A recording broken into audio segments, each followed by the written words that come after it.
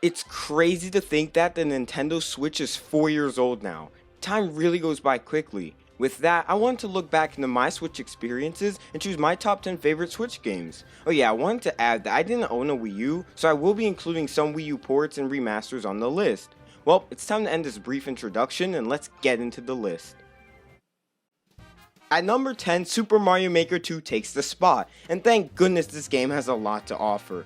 Before I get into the details of it, I'd like to state why this game is so low, and that's because I'm on and off with it. Like, I can spend days going back and forth with it, but then have to take a month's break to be interested again. But when I am interested, I have a blast playing Super Mario Maker 2. Creating levels in the 5 different game styles brings me enjoyment, especially when you get to share it with your friends. But I have the most fun playing online levels with my friends, when the internet connection isn't doo-doo of course. I went back into this game and also realized I 100%ed the story mode, and I totally forgot about that. The story mode was a nice experience, nothing remarkable, but I did enjoy the challenge specific levels that it had to offer. As you can see, I really enjoyed Super Mario Maker 2, and to think this is only the beginning. The more life goes on, the more stressful it feels, so I'm glad I can relieve my stress playing Animal Crossing New Horizons. In this game, you work on making a private island your own beautiful island. You use tools to work on the island, set up homes and shops, and you can also visit your friends' islands and they can visit yours. I love visiting my friends' islands to do a little trolling. It makes for some fun multiplayer gaming. Unless you have some garbage connection and everyone gets kicked from the game. As I love Animal Crossing, it's so low on the list because just like Mario Maker, I'm so on and off about this game. I can play it consistently for about a month until I get bored and have to take a long break from it. However, when I go back into the game, it just feels special. It's just such a nice escape from reality and it's super calming for my mind. Super Mario 3D World was a game that I played at my friend's house and enjoyed a lot, so when I heard it was coming to the Switch plus an expansion, I was very hyped. The main game is just 3D World, you know, the game with fantastic level design, fun power-ups, awesome soundtrack, and creative concepts, but with an expansion which is called Bowser's Fury. In this mode, you team up with Bowser Jr. and travel around this huge open area where you have to collect cat shines by doing challenges. Collecting the shines leads you to being this huge demon-looking paint Bowser. My absolute favorite part of Bowser's Fury is how you can turn into a huge Super Saiyan Cat Mario and have this all-out Titan brawl with a huge Bowser. The fights with him are absolutely insane, and I really suggest you get this game if you haven't already. I have a good attachment with the Donkey Kong Country series. The series as a whole is goated and I really wish there was more focus on it. Tropical Freeze feels awesome to play. I love the physics, music, and the level design. It's probably the best 2D platformer I've ever played. I saw this YouTuber named Arlo one time describe Donkey Kong games as everything happens for a reason. And I totally agree with him on that. Every obstacle in the levels happens because of something in the background. It's not like random platforms that float around in Mario. The Switch version of this game added a new Funky mode, which by the way was a very big meme back when it came out, that lets you play as the Chad Funky Kong, and the game is easier for you. For my favorite part of the game, I would have to say it's the bosses and the level design. I mentioned why I love the level design earlier, but the bosses are just so hyped to fight. My favorite bosses personally are Scowl, Baboom, and Lord Frederick. Mario Kart DS will always be my favorite Mario Kart game just because of my nostalgia for it, but if I had to choose the game that I think executed the concept of Mario Kart so far the best, it would easily be Mario Kart 8 Deluxe. Everything about this game is done so well. Seeing so many tracks get the remaster treatment was really cool too. N64 Rainbow Road is my favorite remaster track in the game. Also, unlike Mario Kart 8, Deluxe has a battle mode with even a Splatoon stage. Isn't that awesome? The soundtrack makes for some great background music whenever you're doing homework or cleaning around the house as well. I said before that everything is done well, but I do have one mini complaint. I'm very grateful for all the characters that we received in 8 Deluxe, but many of the slots feel wasted. For example, the Mario clones and the Koopa kids. They could have just been skins like Shy Guy and Yoshi. Luigi's Mansion 3 by far is my favorite Luigi's Mansion game, and the number 5 pick for me. Back when I played this game, I enjoyed every second of it. Luigi and his friends were tricked into staying into a very weird hotel that happens to be run by King Boo and his goons. so he's got to go to different floors of the hotel to receive missing elevator buttons. There are also collectibles like booze and gems. Just from hearing that description, you might think, wow, that sounds boring, but trust me, it isn't.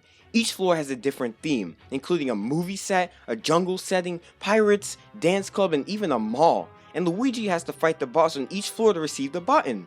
The bosses are a highlight in this game and the highlight of the Luigi's Mansion series in general.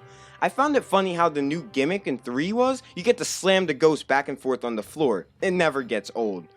On the side, there are mini games like Scream Park and Scare Scraper. Scare Scraper is one of the multiplayer modes in Luigi's Mansion 3, where you and your friends get to go ghost hunting in a tower, kill crows, rescue toads, and so much more. I highly recommend this game if you have friends to play it with, because it's always a good time. Back in the Wii U era, some person randomly thought it would be a great idea to have a game where preteens who could turn into squids participate in what basically is extreme paintball.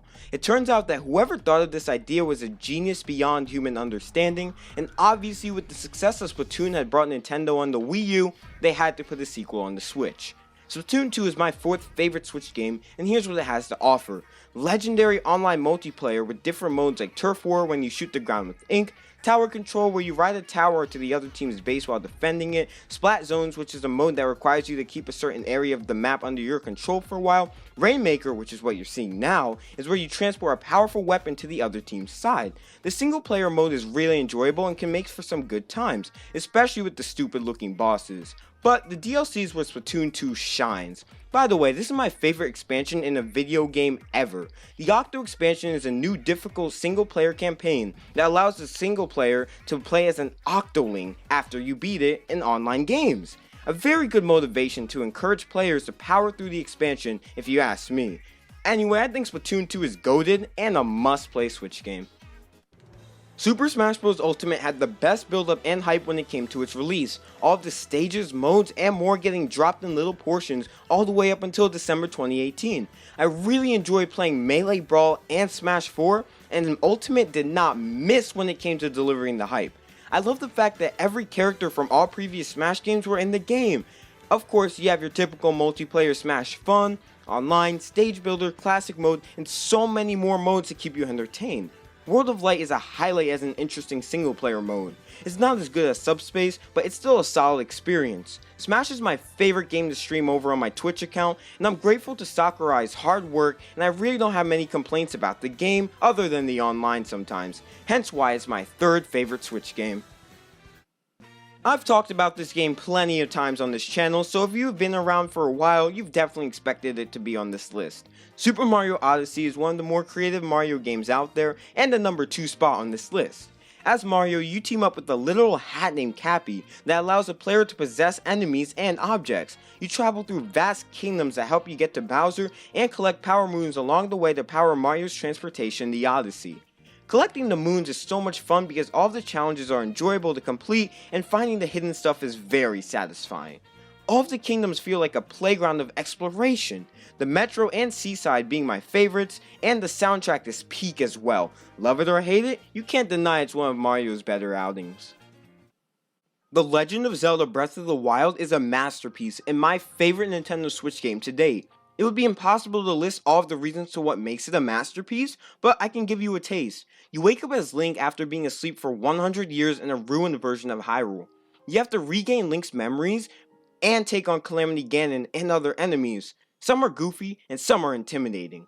But the fact is, the world is open, and that makes it all the better. Like, you can go and rush Ganon from the start, or you can adventure, complete shrines to give yourself hearts and stamina, get the Master Sword, collect armor, take out the mini Ganon fights, and the huge mechanical monstrosities known as Divine Beasts, hunt for food, and lots more. The armor sometimes serves as different benefits and can be really creative at times. The runes are my favorite mechanic. Instead of your standard items, you get runes that allow you to spawn bombs, stop time, create ice, magnetism, and more beyond that. There are also champions abilities, powers that you get from the fallen champions after you conquer the Ganon that killed them. Anyway, I just enjoyed the open world freedom that Breath of the Wild gave you and the game's encouragement to experiment. That's a thing I will always appreciate in games no matter what or when I'm playing them. That was a lot. Again, apologies for the lack of uploads, life has just been extremely busy for me lately.